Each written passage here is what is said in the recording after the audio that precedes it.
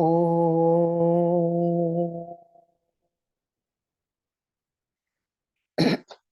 Om Sahana Bhavatu Sahano Punaktu Sahaviryam Karavavahe Tejasvinavati Tamastu Ma Vidvishavahe. Om Shanti Shanti Shanti.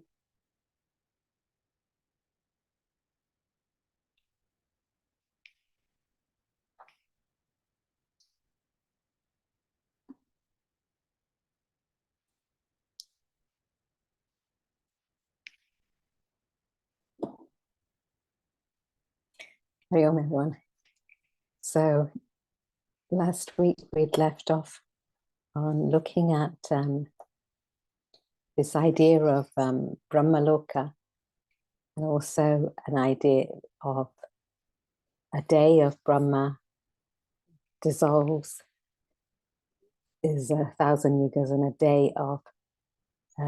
a day and night of Brahma, there thousands of yugas, put it that way. So there's a dissolution and there's a manifestation where there's a creation.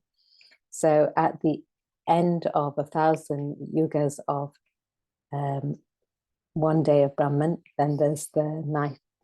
Sorry, let's start again.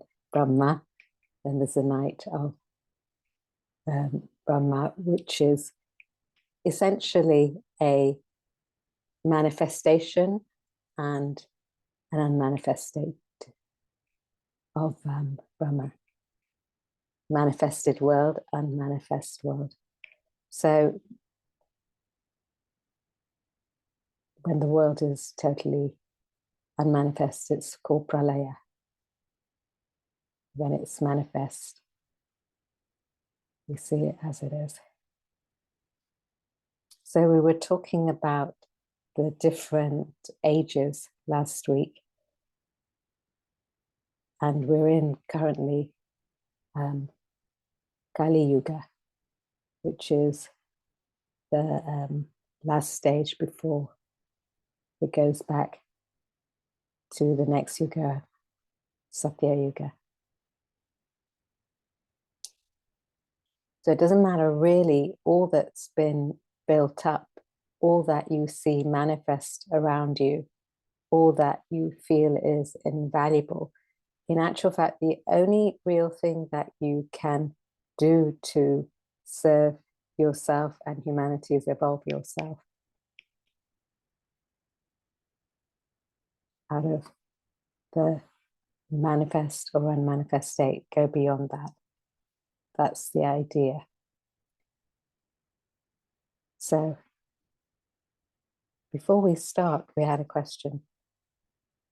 I think next week, somebody else has to ask the question as well. Question was, how many vasanas are there? so would you like to explain a little further what you mean by that? What's the context of the question? Well, the last line of the commentary of the last verse we read, verse 18, ends with the sentence, the variety of vasanas express themselves as the variety of manifested individuals in the world. Okay. How long is a piece of string?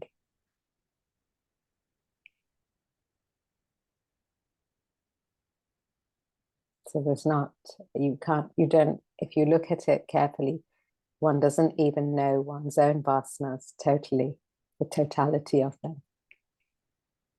Different environment, a new vasana springs up. You don't even know where it came from.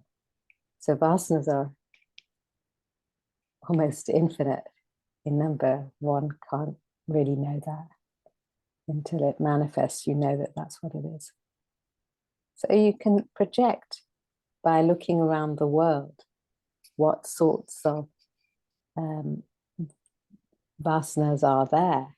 And if it's that which you're talking about, the variety, then you can perhaps assess what that's a certain sort of vasana, that's a certain sort of vasana. Against different things, you might assess it against the gunas. That's an animalistic vasana. That's a more refined vasana, human type quality, or a plant type quality, or a stone-like quality. But how many vasanas there are? Well, it's a more important question than that, because if we are to exhaust our vasanas, then they must surely be finite, otherwise we would never exhaust them. Yes, the point is they're finite. But as we can't conceive infinite as such, it almost, in a worldly sense, is infinite in the world. But of course, it's finite. If it was infinite, there would be no need to explore elsewhere. They don't satiate you. It keeps going on and on. In actual fact, that's the point. The vasanas keep going on and on unless you deal with them. But do I have 6 vasanas or I don't know. 666? How many do I have? Or 6 million. I don't know. But if I'm trying to exhaust them, Paraji, It doesn't work by numbers. It works by your temperament and your attitude. So if you are objective and detached to a particular vasana, it actually might erase a whole load which you don't know, which are not manifest. A whole load of other cravings which go with it. So you can't count them. It's not so clear that because they're unmanifested, you can't see what's and calculate, I'll do 10 today and I would have got rid of 10. Because then another 100 come up which you don't even know about.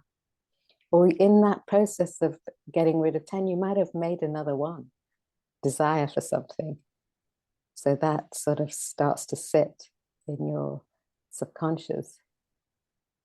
But the point is that you have a capacity to exhaust your vasanas, and the calculation perhaps is meticulous, but we're not aware of it because they're unmanifest thoughts. So we project that there is a calculation of if you can exhaust X vasanas, but we don't know. How do you know something which is not manifest? What you do know is your impact of, as you refine yourself and as you have less of a craving of certain desires, sometimes you can recognize in your life you're no longer interested in something. So it's almost like that vasana no longer exists in you. Or it's not it doesn't have a powerful hold on you.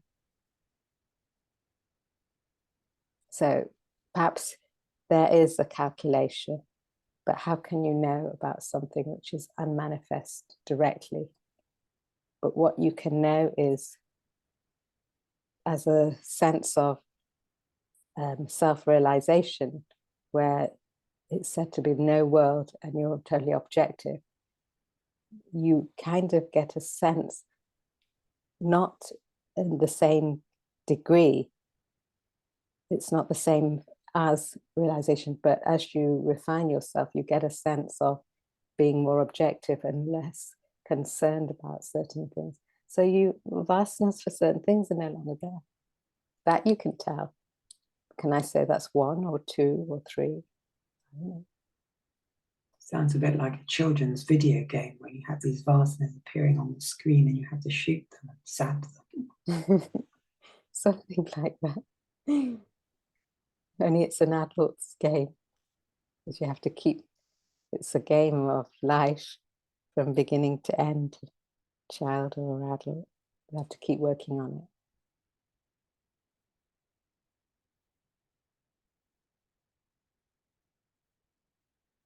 So you could calculate it like a bank balance. but there's a part of the bank balance which is in another place where you don't know the balance until you get back to that. So let's go.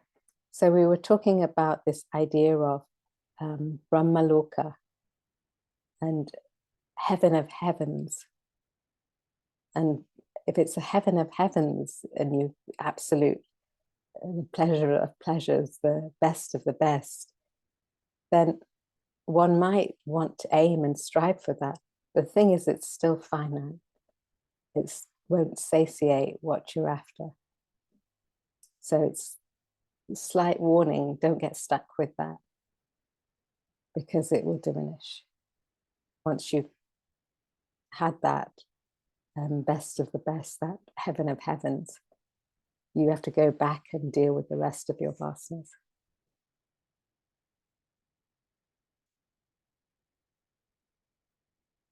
As you had something.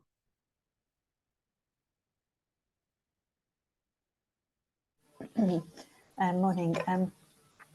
Just on the back of what Tim was saying, I was just going to add, what came to me was vasanas are endless, like infinite, as you said, but they still stem from something. So as you go on this path and you understand your vasanas, and you start to understand, when you pull back and you understand where they're stemming from, then because it's like that plant, it will grow into something massive. But once you understand where it's stemming from, so say for example, you know, I want to always have one more than the person next door to me. I want more.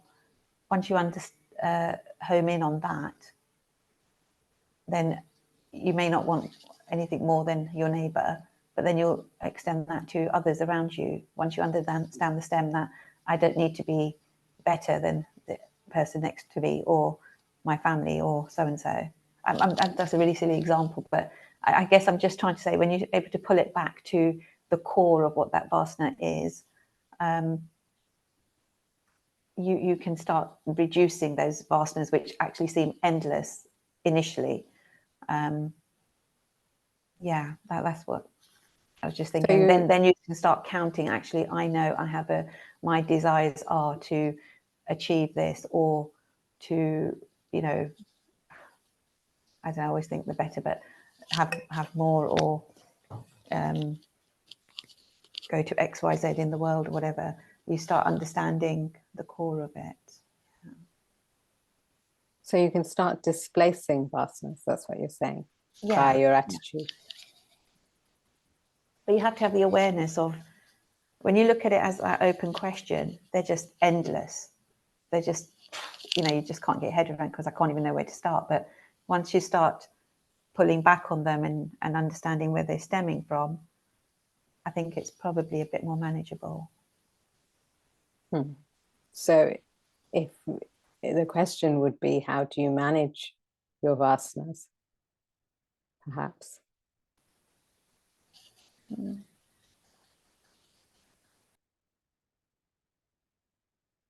Because you don't know how many you've got. In actual fact, the first question when you're talking about how do you manage your vasanas might be, how many vasanas have I got, if it was that sort of calculation. So you might see your manifestation of desires and deal with it that way. So if you're self-centered, you will keep perpetuating your desires. That vasana gets intensified. If you're unselfish or look at a bigger picture, your thoughts are aimed at evolution, spiritual evolution, and you start to reduce your vasanas, because your ego isn't such attached to that particular desire. So you can displace it. You can get on with it, do it, and then move on from it.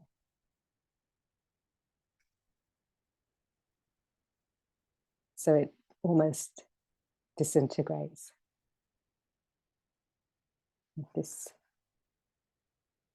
Let's go.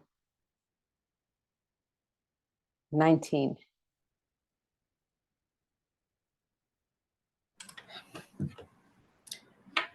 भूतग्रामस एवायं भूत्वा भूत्वा प्रलीयते रात्र्यागमे अवसः पार्थ प्रभवति अहरागमे. So, Renu, if you could read the verse.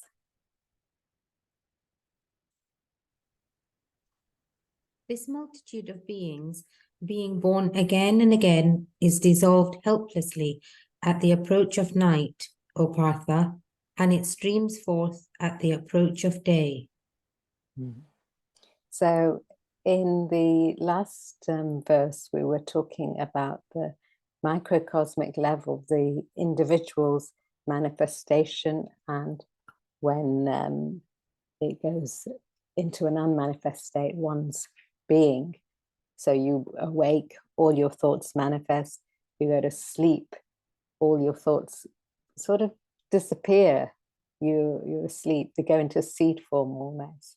But when you wake up, you come back as that same person. So you don't suddenly become another person when you've gone to sleep and you wake up again as a different person. You are the same personality. So all those thoughts come flooding back. Similarly, it's saying here at the macrocosmic level, beings and beings are born again and again. You know, individuals, they die and they're born. That birth and death is constantly going on.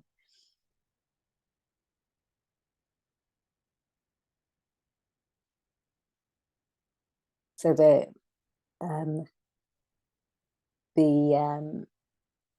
vasanas go into an unmanifest level, a seed form. So it's and then they come back again. Not the same one, but those vasanas, not in the same embodiment, in a different embodiment. So at the macrocosmic level, when the world manifests, beings and beings, the whole cosmos, as it were, and that whole thing collapses back.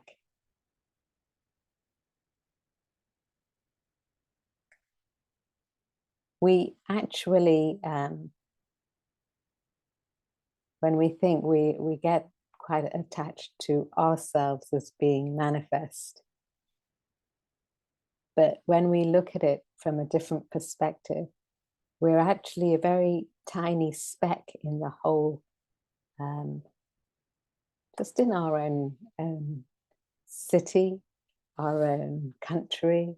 If you expand it, in the planet, we're just this dot, but we actually feel that we've got this huge ego. So when we look at it from the other way around, of we're just this dot in the whole universe, it kind of humbles you and makes you feel as though it actually makes you think to reduce your ego. So if you think about all of this as manifest and then becomes unmanifest, dissolves,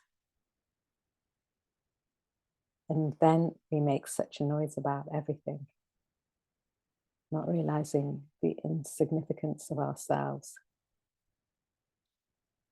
It's to understand the magnitude of that whole cosmos and something beyond it, in fact, is coming in the next verse.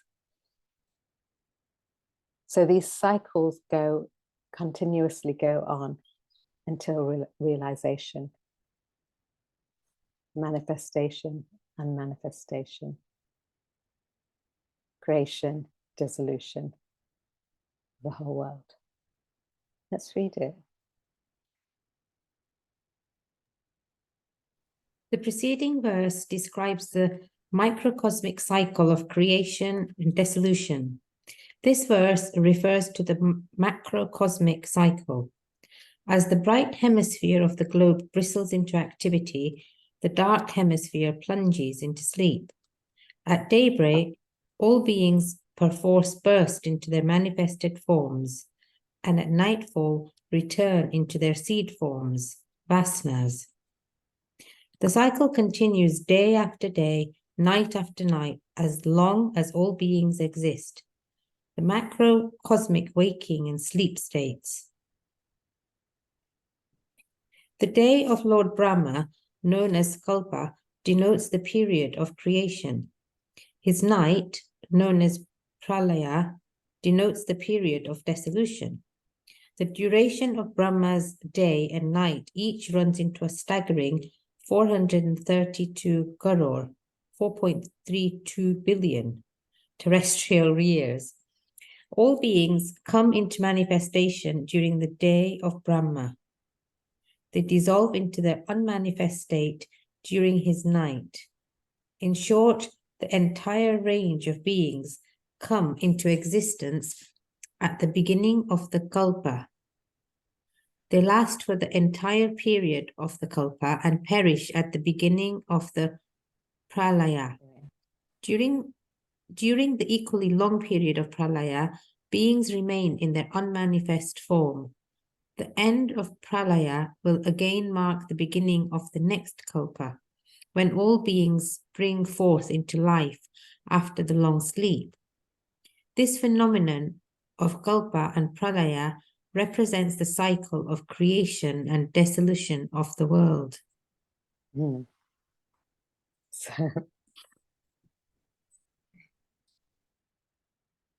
So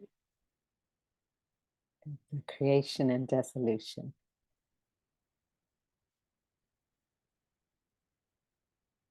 So the cycles go on until realization.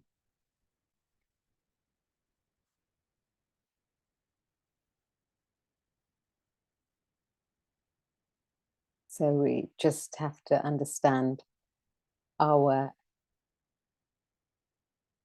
what we are in this whole cosmos, what we need to do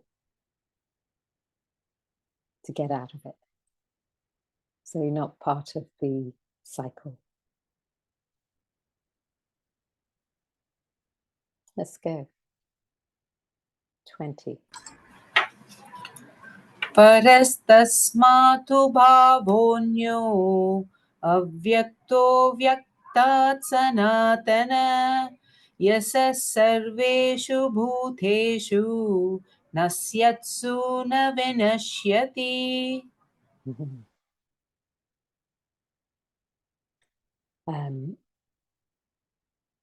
Nishi, if you could read the verse. But there exists higher than the unmanifested, yet another unmanifested being, eternal, which is not destroyed when all beings are destroyed. So here is talking about, he's been talking about manifest, unmanifest, and now he steps that up to something. There's another unmanifest. There's something higher than that. Para, higher than that. Ananya, which is not destroyed. So unmanifest vasanas, the manifest projects vasanas that we all are now. But before that is that Brahman. When it goes into a manifest and unmanifest, it keeps going, manifest, unmanifest, manifest, unmanifest, those cycles. But it's saying within those cycles, that which backs that unmanifest is another unmanifest. Something which doesn't get destroyed when all is being destroyed. So it's the essence.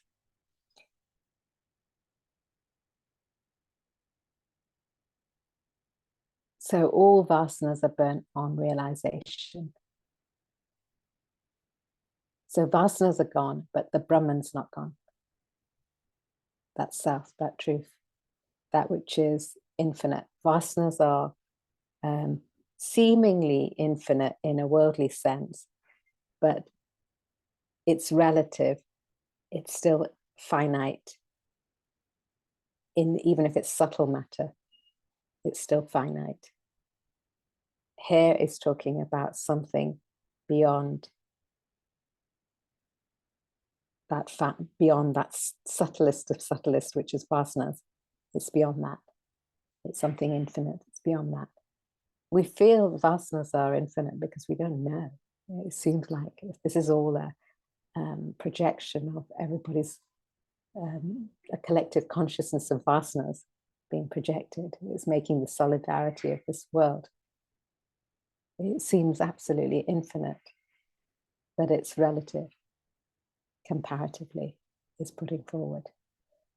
So another unmanifest, which one doesn't recognize, but which is eternal. We don't, relatively speaking, we can give the example of a wave in an ocean. We might recognize different waves, different activities going on, but that vast ocean, nobody really knows what that is. Even we might see the ocean and think that's what we perceive. But if you remember that there was that airplane crash in the middle of the Indian Ocean, and people, it was almost an unexplored place on the planet that nobody knew about, to go and seek where the whole debris might have gone, or what might have happened, or where did the plane go. Nobody knew, because it's something that they'd not been to, not known. But it's not that it doesn't exist. So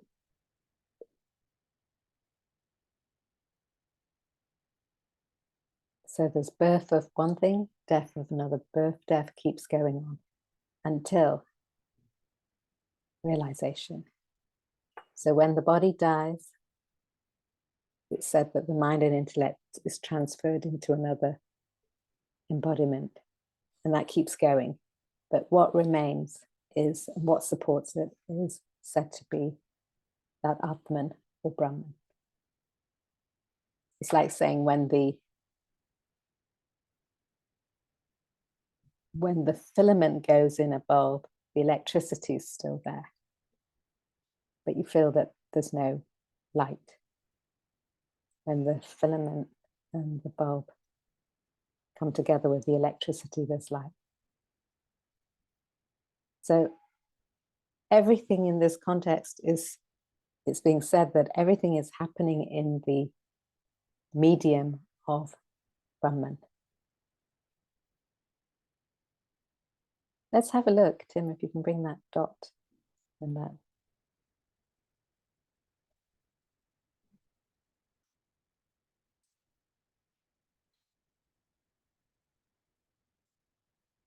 I think we may have seen this before. I'm not sure in this classroom. But if you imagine that dot is the whole of the universe that you can conceive, the whole solar system, the earth, the sun, everything. So when you see the earth, the sun, you see both, when it's manifest, you see Kshara. When it's unmanifest, it's Akshara. So there's something gone, you don't see it any longer. But what you don't see backing that unmanifest state is that whole Brahman. It's got, we put a circle around it, but it's actually got no parameters because it's infinite. We just put a circle around it just for our own comprehension. So that Brahman is unmanifest, far beyond manifest and unmanifest. It's not, so one doesn't get stuck to the unmanifest is talking about this cosmos only. There's so much more that we don't comprehend. We can't even comprehend our planet, never mind the cosmos, the universe, whatever. everything in it. So how we're to comprehend the Brahman is beyond us. But the whole idea is saying, if you resolve your vasanas, that whole projection goes and you reveal the Brahman. That's what it's after. So because we don't apprehend the Brahman, we misapprehend and project a world with our vasanas. Because we don't see something, we project something else in its place. Because I don't see myself, I project something else. It's like a mirror image. I'm projecting a reflection, the world. So Brahman is beyond this. Another imperishable, unmanifest, is beyond the perishable and imperishable, something beyond that. Let's read it.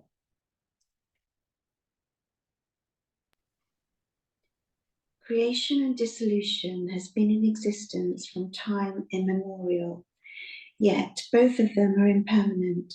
Creation extends for a long time, for a long period of time, but then it ends. So does dissolution. One follows the other continuously. Beings come into manifestation during the period of Kalpa, which lasts 432 crore, 4.32 billion years. They then go into their unmanifest state during Pralaya, which covers an equal period of time. Both the manifest and the unmanifest have a beginning and an end. They exist only for a finite period. The verse speaks of another unmanifest, which exists eternally.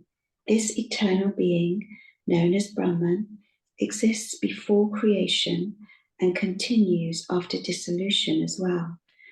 All creation arises from Brahman and dissolves into Brahman, a phenomenon similar to the rising and falling of waves in the ocean. The ocean remains as the substratum of the creation and dissolution of waves. Like waves, beings rise and fall. When they arise, they are manifest. On dissolution, they remain unmanifest in their seed form. Beyond this unmanifest seed form lies the eternal Brahman, referred to as another unmanifest. Mm-hmm. So it's quite a lot to take in, but it's something to reflect on perhaps in the earlier hours.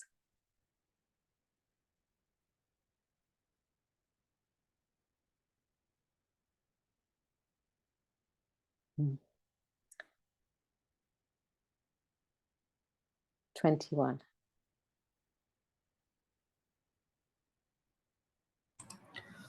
अव्यक्तो अक्षर इति युक्त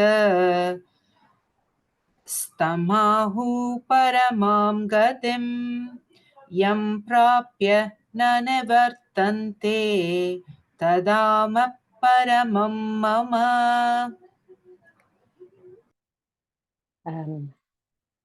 Babita, if you could read the verse.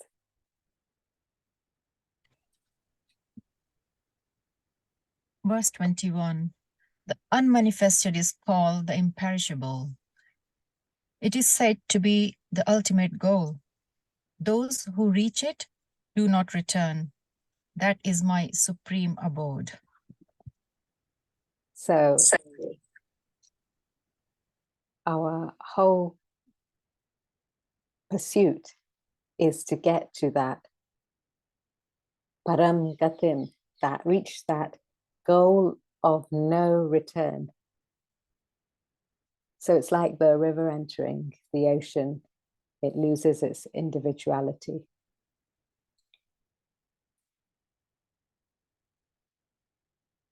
So when that happens, there's no longer that cycle of birth and death as we've been talking about. But at the moment, we get so caught up, we don't see this panoramic view of what we got to get onto. We get caught up into little pockets. But even if you look at your world. What happened 1 month ago is now in insignificance to what's happening now. We get so hooked up on what's happening now. And what happened maybe a few months back is just disintegrated. So there's, we at the time hold so much importance on certain activities or certain goings on, not realizing they're just comings and goings. So not to get too caught up with it is the idea, to be a little bit more objective to it, of what's actually going on.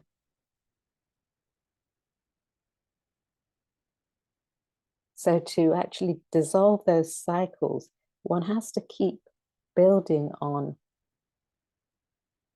being a little bit more objective. And to become more and more objective, one has to build on one's unselfishness, one's identification, one's service. Yeah, I'm always talking about karma. It comes down to very basics. One's identification. How does one do karma? Serve a cause. To dissolve your ego so you can see a bigger picture. So it's a constant growth to get over that joy, sorrow, which we get caught up in all of the time. Rights and wrongs, all that emotional upheaval. It's a constant growth to keep stepping up above it. So one recognizes something grander in the scheme of things, something more changeless than changing.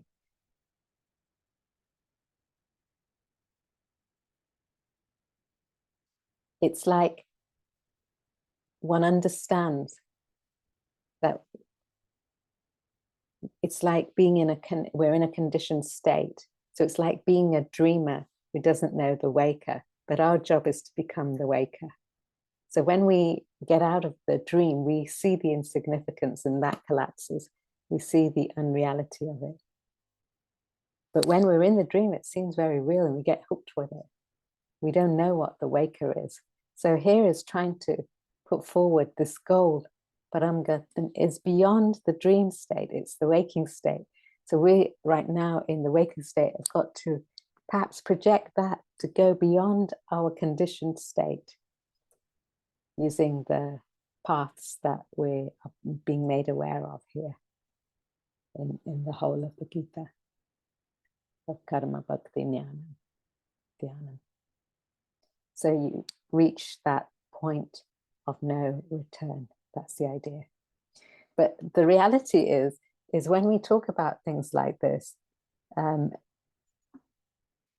if we talk about a point of no return, many of you might say, well, you know, I've got my family, I've got my kids, I've got my X and Y going on. I wouldn't like to have a point of no return. I'm actually quite happy with that, even if it's causing me all the problems in the world, because we're so frightened of conceiving actually what we're here to do. We'd like to keep in our comfort zones. So we don't like to think of there's a point of no return because of our attachments. No matter how much they will bring us down, we are so attached to it. So to step up, to see a bigger picture, to refine oneself. Once you really refine yourself, you can't go back to something which is polluting. You don't go back into a slum, be it spiritual or be it physical, once you've seen something else. You don't suddenly, if you've learned to read A, B, C, then sentences, then short paragraphs, you don't suddenly go back into not being able to read. Once you've learnt that, you don't unlearn it as such. Unless something happens, you lose your memory as such. If you learn a language, you don't, if you learn the refinement of a language, you don't suddenly become uncultured. It's there with you. You can't. It's in you. You understand it. If you have refined emotions to give, You don't suddenly become self-centered unless you were never a giver and you put on an act. So that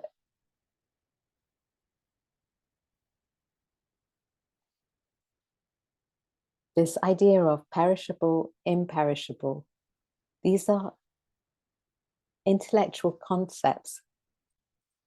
This imperishable beyond the that which is perish, that's which is imperishable. That Uttama Purusha is beyond. It's like an intellectual concept to push you beyond, to get to that truth, to get out of the waking state, to reach that truth. So to get out of your dream and to become the waker, you understand that analogy. So it's trying to push you out of that conditioned state to a deep, so unconditioned state. But we're frightened of that on the whole. So you have to work on yourself, each one of us. Frightened of refinement. We'd rather pay the brunt and price of it. Let's read it.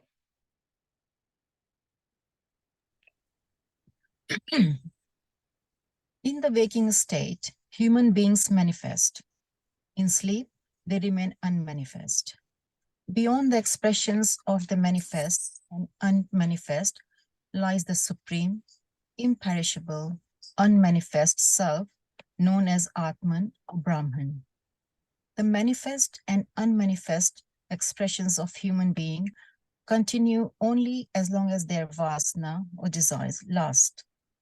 When an individual's vasana or desire becomes completely exhausted, he realizes his supreme self, the ultimate goal of human existence.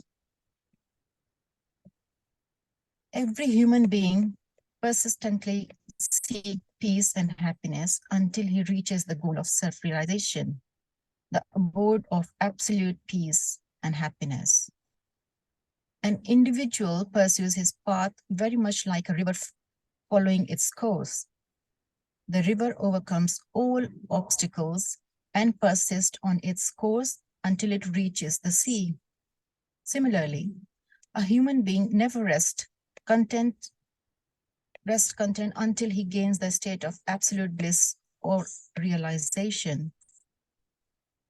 After gaining that infinite state, he finds no need to return to the finite pleasure and joys of this mundane world, just as a river does not return to its course after merging with the sea. The thought of not returning to the mundane experiences after spiritual awakening frightens some seekers. The fear vanishes when you understand that the principle of no return functions in other walks of life as well. When you evolve to a higher state of being, you can never regress to a lower state. Evolution is like crossing a bridge which disappears behind you as you move forward. For example, you cannot regress to illiteracy after becoming a man of letters.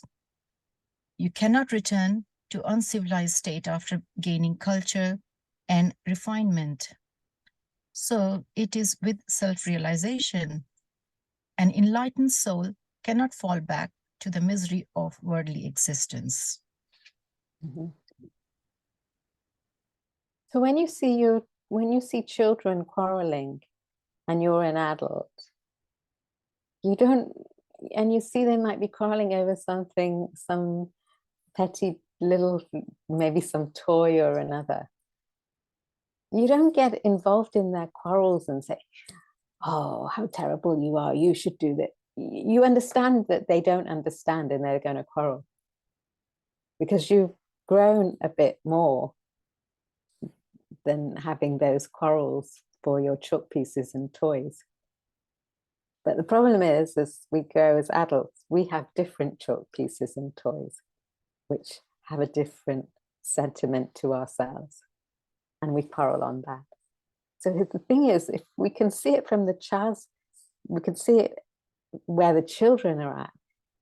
We're in the same position, but we get the opportunity to refine ourselves out of that. And if we can refine ourselves out of that, to the extent we do, we see it from that perspective, think, oh, how silly. But we've got to take the dare and risk to do it for ourselves, to evolve ourselves.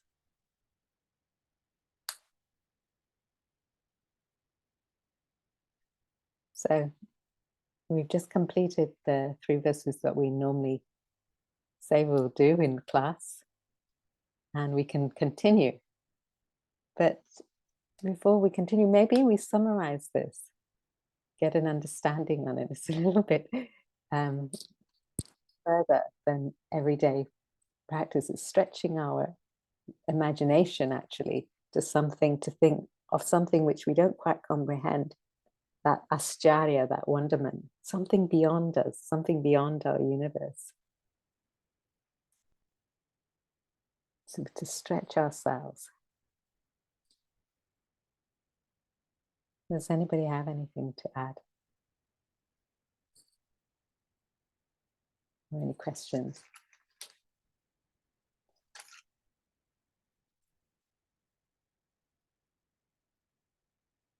See, it's rather short and compact, but the actual practice and understanding of this.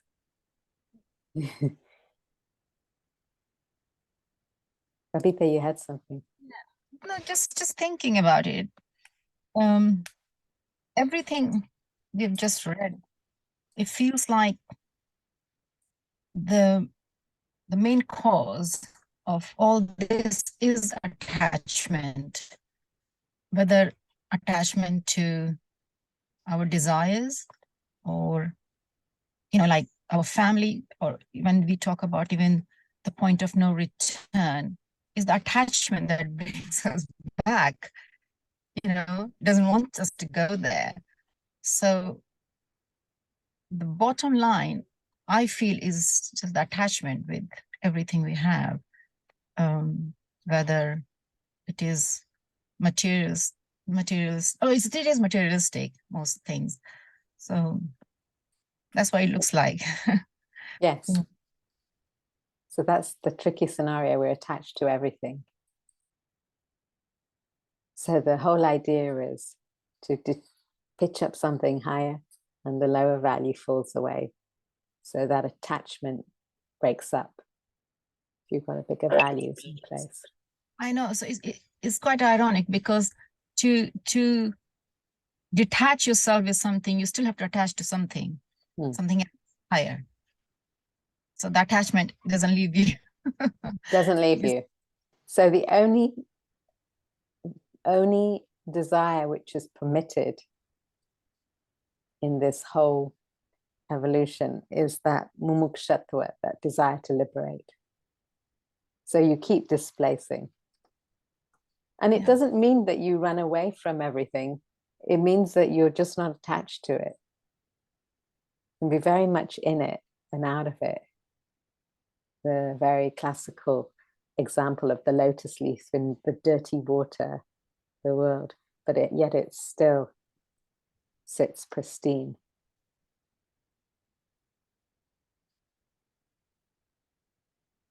There's many other examples we should think about, actually.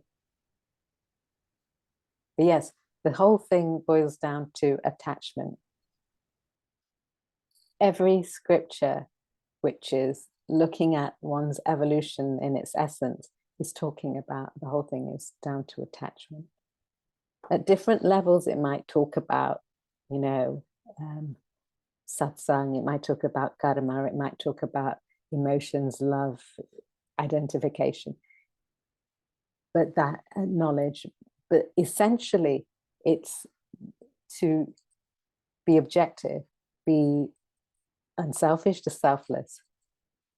So to go beyond that manifest, unmanifest, see what's beyond it, have that vision to go beyond the changing factors. Partly because one's never satisfied with the changing factors. It doesn't fulfill one. Tim, you had something.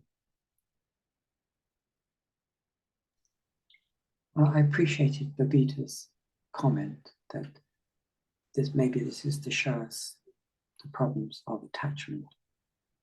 I find it difficult when something is proposed that is almost deliberately something you can't understand. The scale, the size, scale It of is. time and space. Why it's being proposed, because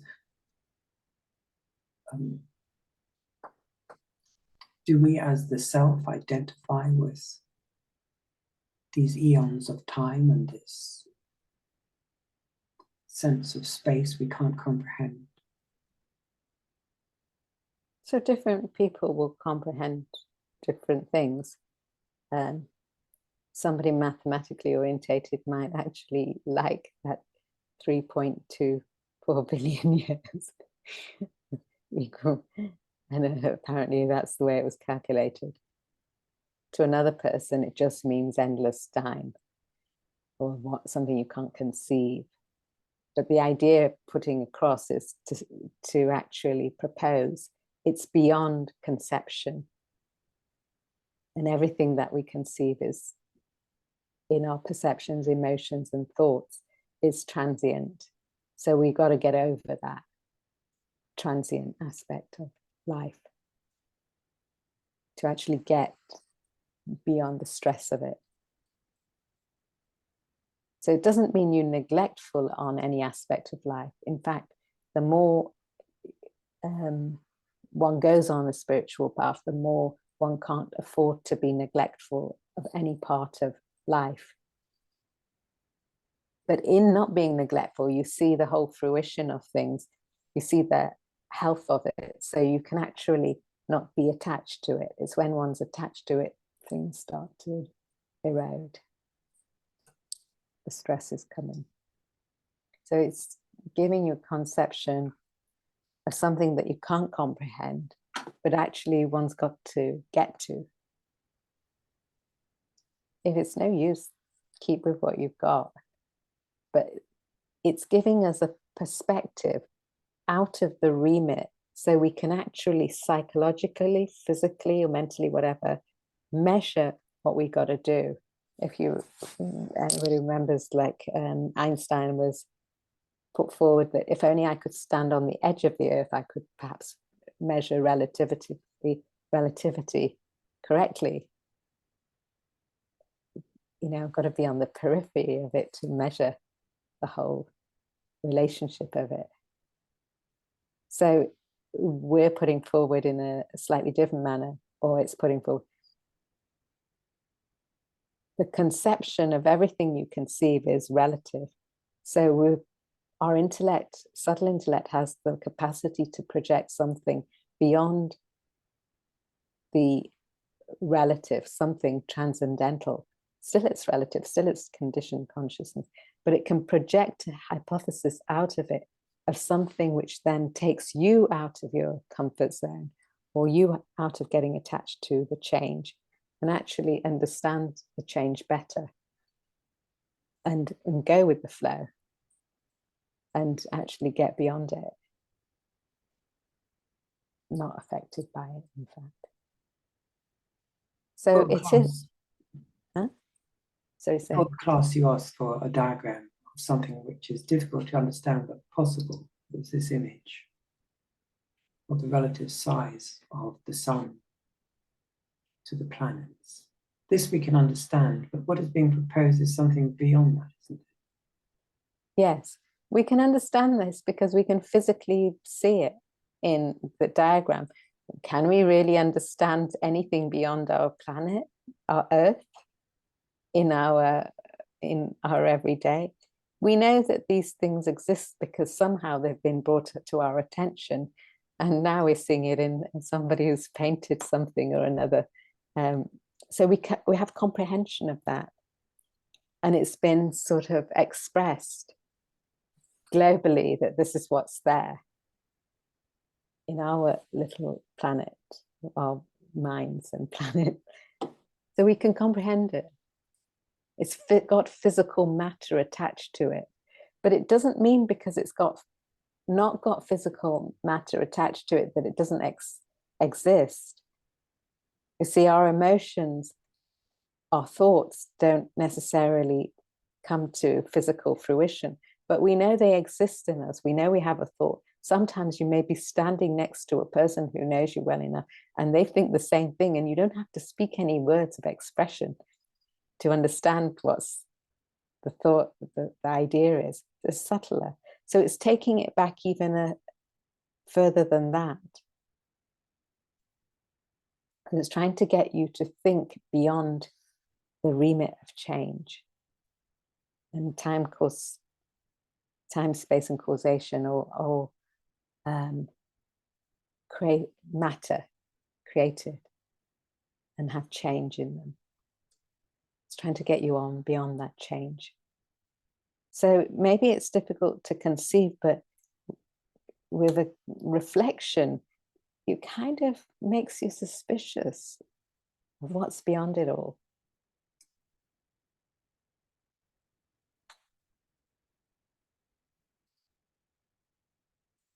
Makes you objective a little bit, if not anything else.